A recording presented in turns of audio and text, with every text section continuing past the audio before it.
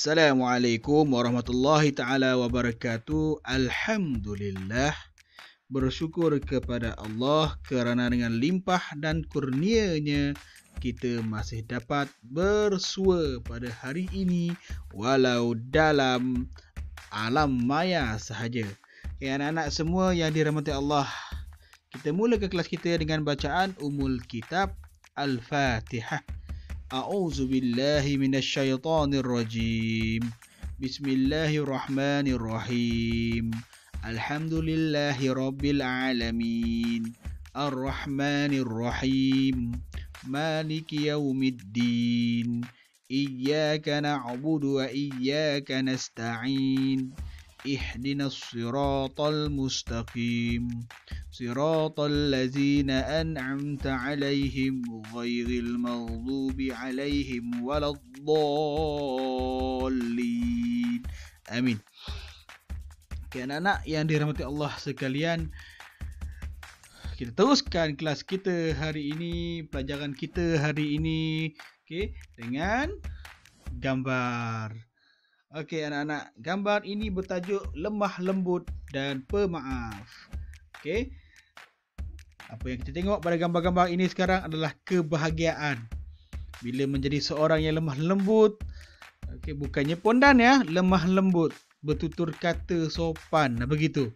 Okey, bila menjadi seorang yang pemaaf, yang kita lihat adalah pancaran kebahagiaan. Nampak? Dua orang ini, anak-anak ini gembira, muka yang gembira. Dia belakang pun tahu gembira kan. Gembira. Tengok lukisan ni pun sama. Dia memancarkan muka, wajah yang gembira. Lemah lembutlah kepada sesama ahlul sunnah. Berlaku lemah lembutlah katanya. Hadis ayat Quran surah Ali Imran ayat 159. Berlaku lemah lembut. Allah menyarankan kita untuk berlaku lemah lembut. Okey anak-anak, ingat, lemah lembut dan pemaaf menghasilkan kegembiraan. Seterusnya, mendoakan keampunan orang lain, kemudian berazam dan bertawakal, dan seterusnya bermesyuarat. Anak-anak, sepatutnya bermesyuarat dulu baru berazam. Bermesyuarat dulu. Bermesyuarat dulu. Kita tak sini. Bermesyuarat dan berazam. Betul. Dan berazam. Kita tengok dulu. Doakan kawanmu. Doa seorang Muslim untuk saudaranya yang dilakukan tanpa pengetahuan orang yang didoakannya adalah doa yang akan dikabulkan. Pada kepalanya ada seorang malaikat yang menjadi wakil baginya setiap kali ia berdoa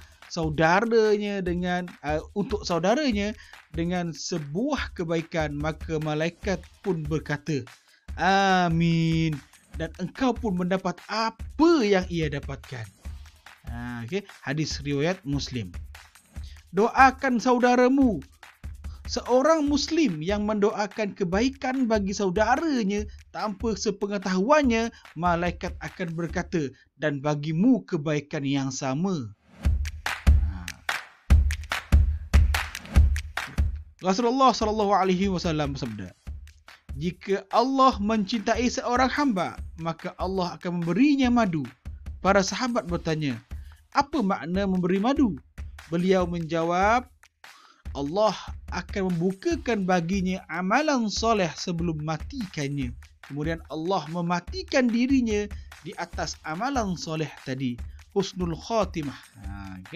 Hadis riwayat Ahmad. Doa untuk pasangan. Ini dia. Dan aku telah melimpahkan kepadamu kasih sayang yang datang dariku, dan supaya kamu diasuh bawah pengawasanku.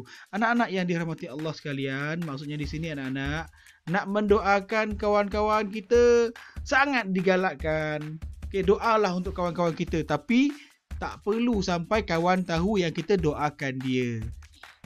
Tak perlu beritahu, Sulhi, tadi aku doakan kamu. Tak payah beritahu. Kita doakan dia diam-diam aja. Kita doa yang baik-baik, bukan doa yang buruk-buruk. Doa yang baik-baik. Usup. Okey, gitu. Aku doakan kamu tadi, tak payah bagi tahu. Bagaimana nak? Kita nak doakan untuk orang lain, doa diam-diam. Doa yang baik-baik untuk dia. Sebab apa? Nanti Allah akan berikan yang terbaik juga untuk kita.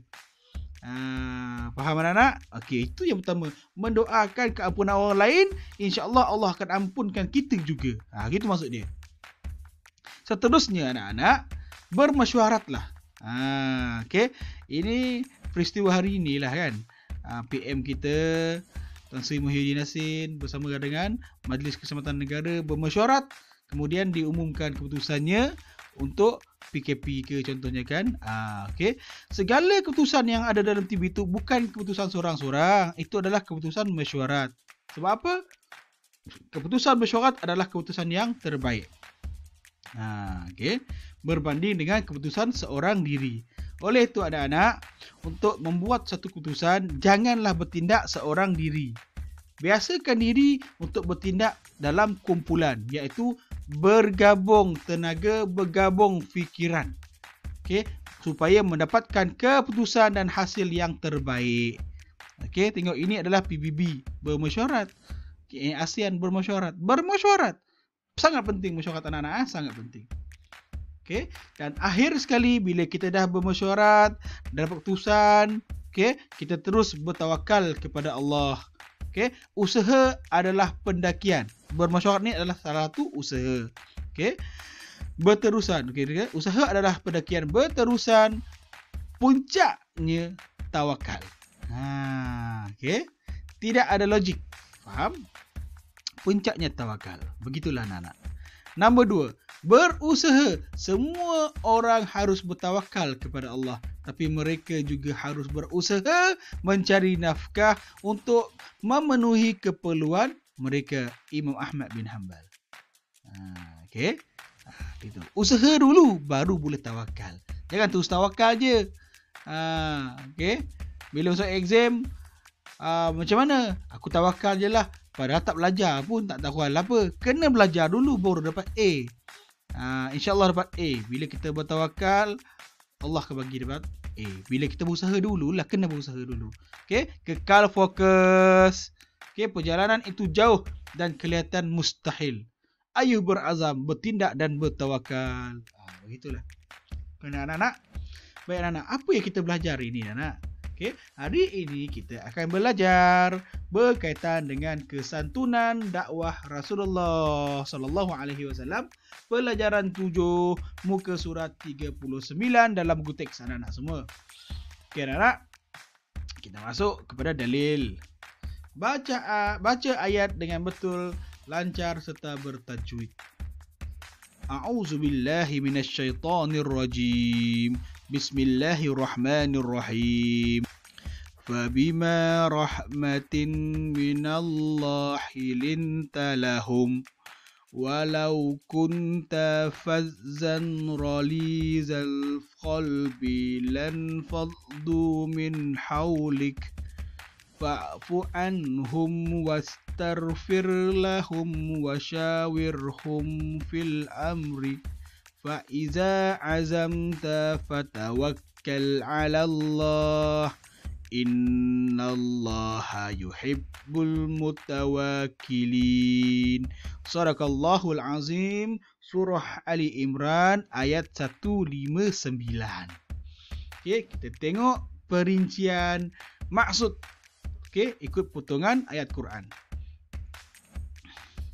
Fabima rahmatin minallah, maka dengan sebab rahmat yang melimpah-limpah daripada dan kepadamu wahai Muhammad, lintalahum, engkau telah bersikap lemah lembut kepada mereka, para sahabat dan pengikutmu, walau kunta fazzan ghalizan qalbi, dan kalaulah engkau bersikap kasar dan keras hati, lan faddu min haulik, tentulah mereka lari dari kelilingmu.